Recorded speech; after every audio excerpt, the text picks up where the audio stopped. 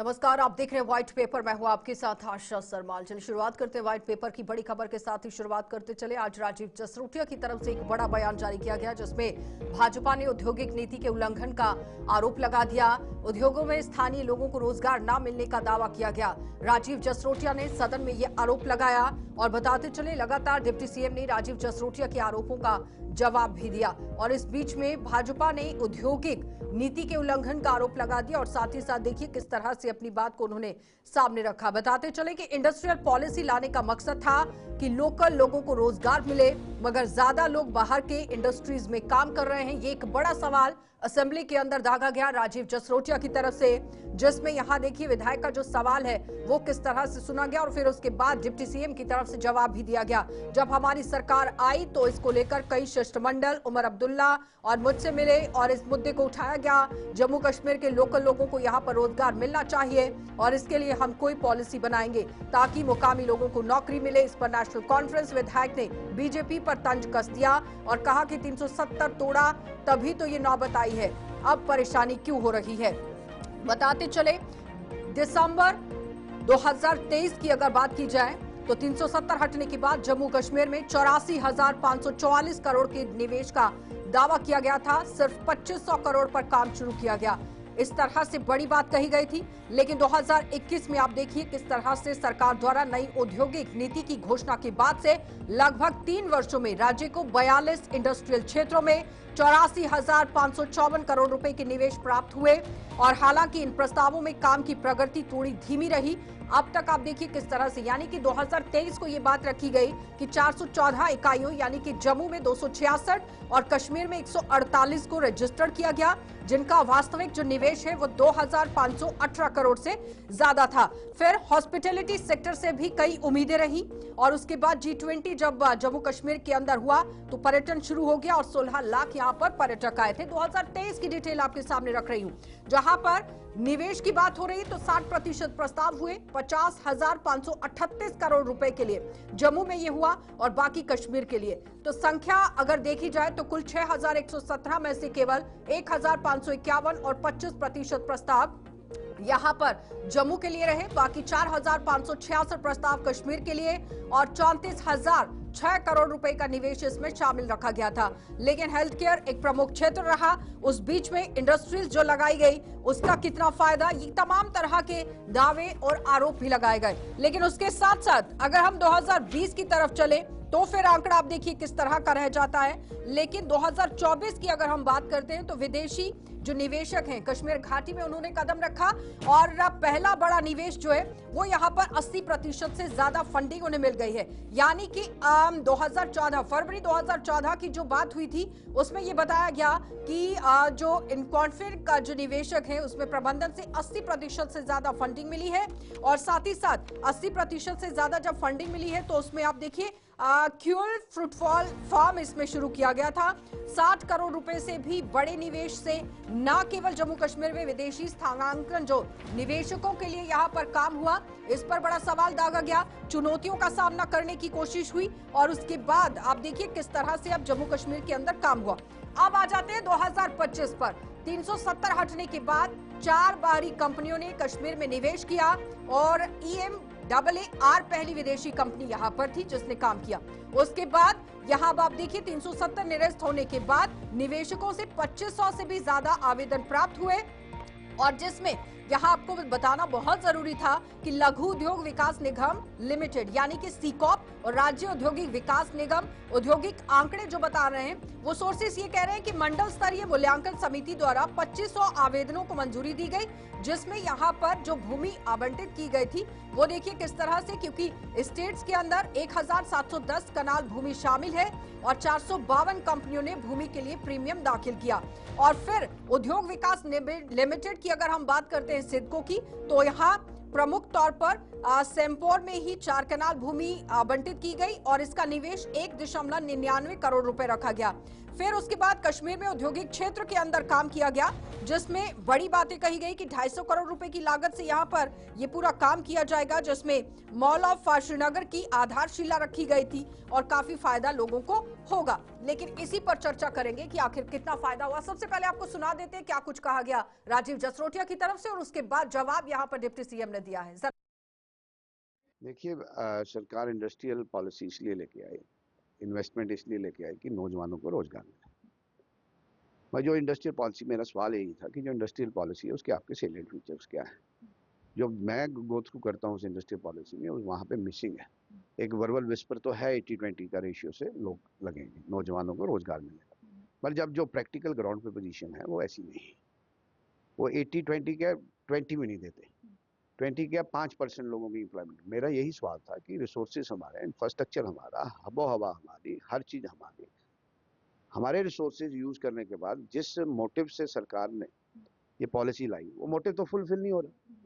तो उसका क्या सरकार के पास जवाब है, उसका सरकार के पास क्या मैकेनिज्म है कि लोगों को, जो लोकल लोग हैं जिन्होंने अपनी ज़मीन दे दी, जिन्होंने अपने सारा इंफ्रास्ट्रक्चर दे दिया, मगर एम्प्लॉयमेंट तो लोगों को मिल नहीं रही है।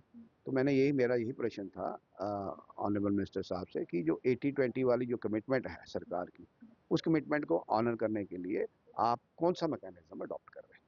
आपने जब ये सवाल पूछा स्पीकर साहब से, तब विधायक आजाद जैन ने भी कहा कि 370 जो है वो तोड़ा गया, भाजपा पे कंज कसते हुए कहा कि 370 तोड़ा गया, तभी ये नौबत जो है। नहीं, 370 तोड़ा गया तो इसलिए इंडस्ट्रीज आई। तो इंडस्ट्रीज, मेरा यही कहना, it has nothing to do with 370। मतलब लोगों को एम्प्लॉयमेंट कैसे मिले, लोगों को क्योंकि सरकार हर आदमी को नौकरी नहीं देती। राजीव जसरोटिया को आप सुन रहे थे, किस तरह से उन्होंने बड़ी बात रखी, लेकिन 80-20 के फॉर्मूले को लेकर वो बात कर रहे हैं। बीजेपी पार्टी से डॉक्टर अभिजीत सिंह जसरोटिया हमारे साथ जुड़ गए हैं। अभिजीत जी, बहुत बहुत स्वागत जुड़ने के लिए। इफ्रा जान है, प्रवक्ता है नेशनल कॉन्फ्रेंस से, आपका भी स्वागत। और उनके साथ ललित महाजन हमारे साथ हैं, इंडस्ट्रियलिस्ट हैं। बहुत बहुत स्वागत ललित जी। सबसे पहले तो ललित जी, मैं आप ही के पास आऊंगी। राजीव जसरोटिया के इस बयान को लेकर आपने देखा किस तरह से बातें रखी गई डिप्टी सीएम की तरफ से भी, लेकिन एज अ इंडस्ट्रियलिस्ट आप कैसे इस पूरे बयान को देख रहे हैं? ललित जी, ललित जी आवाज आ रही है क्या? हाँ, आ रही है मेरे को। आपकी आवाज बोलिए। बिल्कुल, मेरी आवाज आ रही है जी, आ रही है। हाँ, तो देखिए, सबसे बड़ी बात है कि जब इंडस्ट्रियल, आज तो हमारी पॉपुलर गवर्नमेंट जो honourable chief minister Omar Abdullah ji की नेतृत्व में बनी है, उन्होंने तो 4-5-6 महीने पहले ही इसको टेक ओवर किया है। पर जो इससे जो ये इंडस्ट्रियल पॉलिसी की बात कर रहे हैं 2021 में जो बनी है, एक तो पहले उसमें 2021 में कहाँ एम्प्लॉयमेंट के बारे में तो कोई बात नहीं की गई कि लोकल लोगों को ये आप जी 80% दे दो और बाहर वालों को 20% दे दो। तो और दूसरी चीज क्या कि जो सेंटर का पैकेज आया NCSS 2021, जिसके अंदर 28,400 करोड़ के गवर्नमेंट ऑफ इंडिया ने हमको इंसेंटिव दिए हैं, उस पॉलिसी में लोकल लोगों के लिए, रोजगार के लिए कोई राइडर नहीं है।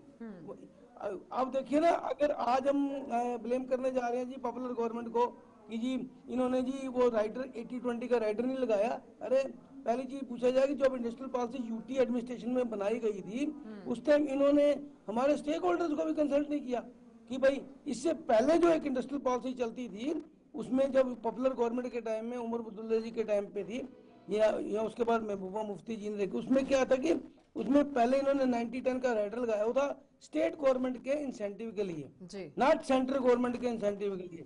तो उसके बाद उसको जब आउट ऑफ कोर्ट सेटलमेंट हुई थी, सलाथिया साहब हमारे उस टाइम मंत्री थे, तो 75-25 के ऊपर हमारा उसमें एग्रीमेंट हुआ था और गवर्नमेंट ने उसके ऊपर ऑर्डर भी निकाला था।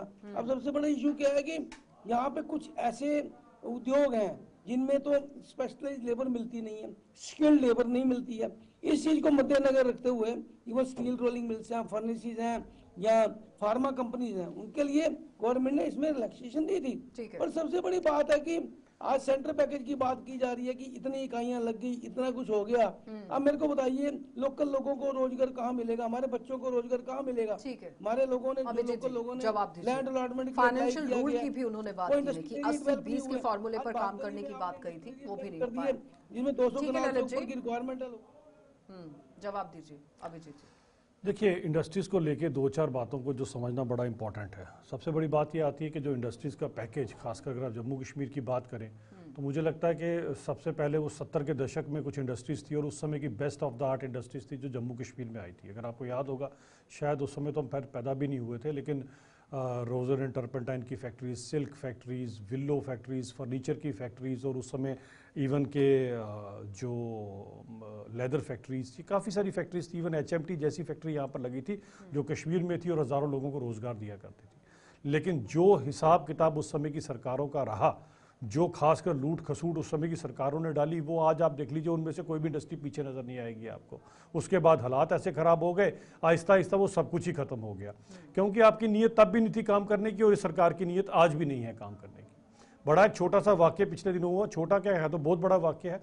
अब कहीं ना कहीं मुझे ये इस सरकार का एक नेफेरियस डिज़ाइन लगता है कि ये जानबूझ के जम्मू को प्रोग्रेस करना नहीं देखना चाहते हैं। आप देखिए, जो यहाँ पर एक इंडस्ट्री बहुत बड़ी मुतैया मुरलीधरन का जो नाम की यहाँ से इंडस्ट्री आनी थी, और वो एक FDI समझ लीजिए नियर अबाउट थी, कि जिसमें साथ में उनके इंडिया के भी लोग थे जिन्होंने यहाँ पर एक बहुत बड़ी फैक्ट्री लगानी थी। और उस समय का इनकी ही असेंबली में अब एक यहाँ पर कोई यूनिट के लिए पैसे लगाने के लिए, इतने बड़ा यूनिट लगने के लिए यहाँ पर आता है। अब यहाँ पर तारिक आमी साहब के आपको याद होगा, 2-4 दिन कुछ हफ्ते पहले उन्होंने कहा जी कि बाहर से आ गई इंडस्ट्री, बाहर के लोग आ गए, यहाँ पर उनको फ्री में ज़मीन बांट दी। अब एक विधायक जब इस तरह की एक इररिस्पॉन्सिबल स्टेटमेंट देता है तो कोई भी इंडस्ट्रियलिस्ट जो यहाँ पर इन्वेस्टमेंट करने के लिए आया है, ऑब्वियसली सीधी सीधी बात है, वो डरेगा कि सरकार किन की है, ये किस तरह से कटाक्ष शायद इंडस्ट्रियों पर करें। और एज ए रिजल्ट क्या हुआ, वो जो इतनी बड़ी इंडस्ट्रीज यहाँ लगनी थी जिसने हजारों लोगों को एम्प्लॉयमेंट देना था, और 16 करोड़ 48 लाख रुपया विकास होते नहीं देख सकते। 16 करोड़ 48 लाख रुपया उनकी कंपनी ने यहाँ पर जमा करवाया, जो अब वो वापस लेके और अब पुणे में जाके इंडस्ट्री लगा रहे हैं, क्योंकि आज की ये जो सरकार है वो इंडस्ट्रियलिस्ट को कोई एनवायरमेंट ही नहीं दे पा रही कि वो यहाँ पर काम करेंगे। चलिए इफ्रा, जवाब दीजिए। जी जी जी, पहली बात जिस पे ये पूरा शो चल रहा है, मैं उनकी बात पहले करना चाहती हूँ। जिस बीजेपी के विधायक ने बात की कि हमारी लोकल इंडस्ट्रीज जो है उसमें लोकल लोग जो हैं, जम्मू और कश्मीर के डोमिसाइल्स जो हैं, उनको नौकरी नहीं मिल रही। हिंदी में कहावत है, चित भी मेरी और पत भी मेरी। ये चित भी मेरी और पत भी मेरी जो है, ये इसका बेहतरीन उदाहरण बीजेपी के ये विधायक हैं। ये 370 को हटाते हैं, 35A को हटाते हैं, उन प्रोविजंस को हटाते हैं जिन प्रोविजंस के तहत जम्मू और कश्मीर की जमीन जम्मू और कश्मीर के लोगों के लिए प्रोटेक्टेड थी। इन्होंने वो हटा के जम्मू और कश्मीर की जमीन को बेचा, जम्मू और कश्मीर की नौकरियों को बेचा, और जम्मू और कश्मीर के रोजगार को बेचा, और हमारे कल्चर को बेचा। आज ये बैठ के हमसे इंडस्ट्री में और असेंबली में सवाल करते हैं कि हमारे रोजगार का क्या। अरे जनाब, ये वही रोजगार है जिस पे को बेच के आपने कुछ वक्त पहले डोल बजा के 2019 में सड़कों पे डांस किया था, और अभी भी आप डांस कर रहे हैं। ये वही नौकरियां हैं। 2021 में ये इंडस्ट्रियल पॉलिसी लाते हैं। उस इंडस्ट्रियल पॉलिसी में हजारों कनाल जमीन ये दे देते हैं बाहर के इंडस्ट्रियलिस्ट को। ठीक है, आपने जमीन तो दे दी, आपने जमीन का सौदा तो कर लिया जनाब, लेकिन इंडस्ट्रीज कितनी आई मुझे दिखाइए। कितने लोगों ने प्लांट बनाए? कोई प्लांट नहीं, सिर्फ जमीनें हजारों कनाल बटी हुई है, हर जगह जमीन बटी हुई है। कठुआ का जो ये केस है, हजारों कनाल जमीन, फिर से वही कनालों की कनाल जमीन उनको दे दिया है। मुझे प्लांट दिखाइए ना, इंडस्ट्रियल प्लांट। मैं चाहूंगा इत्मीनान से कनाल जमीन यहाँ देती हूँ, उसके बाद आप उसमें प्लांट भी नहीं बनाती है, तो वो तो जमीन की हड़पाई हुई ना, कोई इंडस्ट्री नहीं गई, जमीन की हड़पाई का ये इंडस्ट्री। ठीक है, हो गया, जवाब ले लीजिए। मुझे प्लांट्स बताइए जसरोटिया जी, कितने प्लांट्स आए हैं जम्मू? चलें, आप बता रहे हैं ना, अगर आप सुनने में इच्छुक हैं तो सुनिए अब और मैं इत्मीनान से सुनिएगा। मैं आपकी तरह बिना आंकड़ों के नहीं आता हूँ, प्रिपेयर होके आता हूँ, आपको पूरे आंकड़े बताता हूँ जो किया गया। और खासकर, अरे बोल लीजिए, फिर आप बोल लीजिए मैडम बीच में। अब आपकी बात हमने सुन ली ना, आपका झूठ सुन लिया, अब सच भी सुन लीजिए, जरा थोड़ा इत्मीनान रखिए। मैं आपको देखिए, बस यही दिक्कत है इनके साथ डिबेट करने की, यही दिक्कत है। एक तो इनको सामने मैंने आईना दिखाया 70 के दशक का कि आपने सारी इंडस्ट्रीज लूट खसूट के बाद आपको बताता हूँ आंकड़ों के साथ। आंकड़ों के साथ डाटा देना चाहता हूं तो सुनिए। 267 यूनिट ने 267 नए यूनिट जम्मू में लगे और जिन्होंने एम्प्लॉयमेंट 23,648 लोगों को एम्प्लॉयमेंट दी। सुन लीजिए ना, और पेन कॉपी लेके बैठिए, सुबह उमर साहब के साथ क्रॉस चेक कर लीजिएगा। अब तो वो चीफ मिनिस्टर है, उनके साथ क्रॉस चेक कीजिएगा।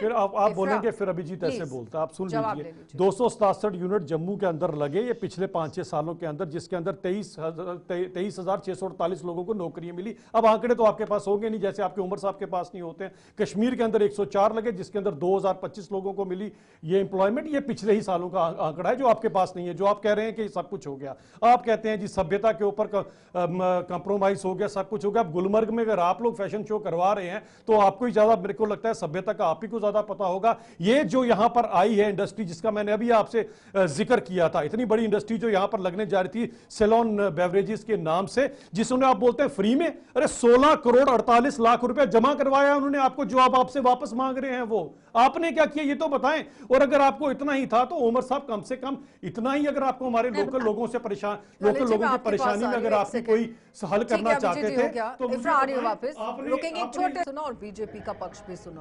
कितनी सच्चाई दोनों पार्टियों में आपको लग रही है, जमीनी हकीकत? देखिए, मैं एक चीज कहना चाहता हूँ कि आज इंडस्ट्री डिपार्टमेंट के पास एक लिस्ट अगर निकाली जाए ना जी, अगर उस लिस्ट को आप निकालते हैं तो उस लिस्ट में आप ये देखिए कि हमारे जो भी इंडस्ट्रियल एरिया में जिन लोगों को लैंड दी गई है ना, उसमें माइक्रो स्मॉल स्केल सेक्टर कितना है, लार्ज स्केल सेक्टर कितना है। आपने घाटी में जो जमीन थी वो बड़े लोगों को, वो बड़े बड़े मीडियम स्केल की यूनिटों को बांट दी। आपने बागतली में 3-4 हजार कनाल जमीन आपने तो उनको बांट दी जिनकी 200 कनाल से ऊपर की रिक्वायरमेंट थी। तो हमारे जो लोग बच्चे हमारे जो यहाँ पे जिन्होंने किसी 4 कनाल डाला, 2 कनाल डाला, 6 कनाल डाला, उन लोगों की कोई एप्लीकेशन नहीं की, एंटरटेन की। मैं आपको बताता हूँ, इन्होंने मीन चार्ज में इंडस्ट्री डेवलप करने का उसको पीछे कर दिया, सबसे पहले बागतली कर दिया। 2022 दिसंबर में यूटी एडमिनिस्ट्रेशन में लास्ट मीटिंग हुई थी लैंड अलॉटमेंट कमेटी की, उसमें माइक्रो स्मॉल स्केल सेक्टर के लिए, मीडियम सेक्टर के लिए उनको तो जमीनें दी गई नहीं। उसके बाद ही बागदली में सबसे हमारे इंडस्ट्री के इंसेंटिव थे 58 करोड़ रुपए, जो 31 मार्च 2024 को वो इंसेंटिव को डिवर्ट कर दिया गया बागदली के लिए, कि वहां पे जी इंडस्ट्रियल एरिया डेवलप किया जाए। तो मैंने तो आज तक देखा नहीं, मेरी भी पूरी लाइफ होगी इंडस्ट्री में, कि पहले गवर्नमेंट इंडस्ट्रियल एरिया डेवलप करती है, उसके बाद इंडस्ट्री को बुलाती है। पर ये हो गया कि पिक एंड चूज की पॉलिसी अपनाई गई जी, कि बड़ी यूनिटों को, बड़ी यूनिटों में आप एक चीज देखिए, मुझे ये लगता है कि कम से कम ना, अगर कोई चीज की हमने बात करनी, क्योंकि काफी डेलीगेशन हमारे यहाँ से जाके उमर साहब से मिले हैं, जो हमारे यहाँ पर सिख इंडस्ट्रीज, जो पुरानी इंडस्ट्रीज लगी हुई है, उसके लिए जरा उमर साहब को बोलते हैं कि वो कम से कम उनको रिवाइवल के लिए कोई पैकेज देते हैं अपने इस बजट में से। तो क्या आप लोगों ने बात नहीं की? आपने की भी थी बात, क्या उमर साहब ने इस तरफ ध्यान दिया? अगर लोकल इंडस्ट्रीज का, क्योंकि लोकल इंडस्ट्रीज मैं समझ सकता हूं छोटी इंडस्ट्रीज होती हैं और हमारे लोगों के अंदर ऑब्वियसली बेचारे नए नए लोग हैं, हमारे लोगों के अंदर उतना ही सरमाया पैसे लगाने का, लेकिन उमर साहब ने क्या किया उनके लिए? क्या उनकी रिवाइवल का पैकेज नहीं देना चाहिए? तो उमर साहब को कितने डेलीगेशन जाके मिले, उसकी तरफ ध्यान भी दिया उन्होंने। तो मैं बड़ी चीज समझता हूं, अब इनकी आप दोहरे मापदंड की राजनीति समझिए ललित जी, बड़ी खतरनाक स्ट्रेटेजी है इनकी। वहां पर जो ग्रुप आया, जो वहां पर टट्टू ग्राउंड के अंदर इन्वेस्टमेंट आ रही है हमारे ग्रुप की, उसके ऊपर किसी विधायक ने कोई सवाल नहीं उठाया इनके। लेकिन हमारे यहां पर जो इन्वेस्टमेंट आई 16 करोड़ 84 लाख की इन्वेस्टमेंट थी, जिसमें 983 लोगों को, और वो 983 लोकल मेरे कठुए के लोगों को जॉब मिलनी थी, उसके ऊपर 2 मिनट में इन्होंने कटाक्ष कर दिया, पैसे भी ले लिए उनसे और कटाक्ष कर दिया। उसके बाद वो यहां से चले गए, अब वो पुणे में जाकर इंडस्ट्री लगा रहे, क्योंकि जम्मू में इंडस्ट्री थी। और मैं आपको दावे के साथ कहता हूं ललित जी, अगर ये इंडस्ट्री लगनी होती कश्मीर में, किसी ने इसके ऊपर सवाल नहीं करना था। ललित जी जवाब दीजिए।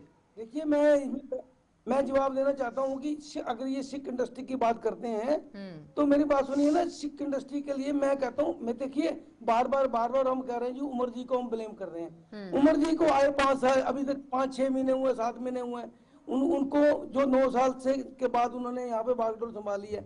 यूटी एडमिनिस्ट्रेशन में जब हम लोगों की जितनी रिप्रेजेंटेशन हमारी गई, गवर्नमेंट को गई, मेरी बात सुनिए, एग्जिस्टिंग इंडस्ट्री जो हमारी चल रही थी उसको यूटी एडमिनिस्ट्रेशन में बिल्कुल ग्राउंड लेवल पे ला दिया गया।